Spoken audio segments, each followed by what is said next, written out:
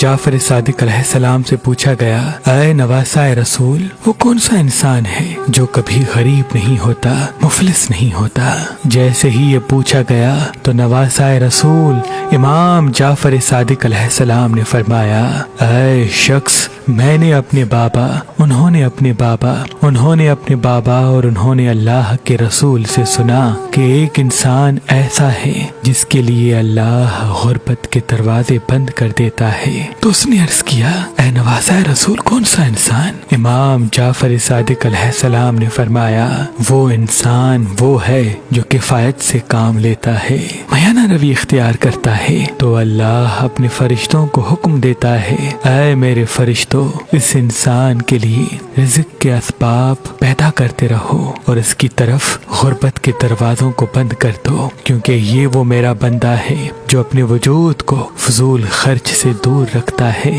اور اس طرح اس انسان کی زندگی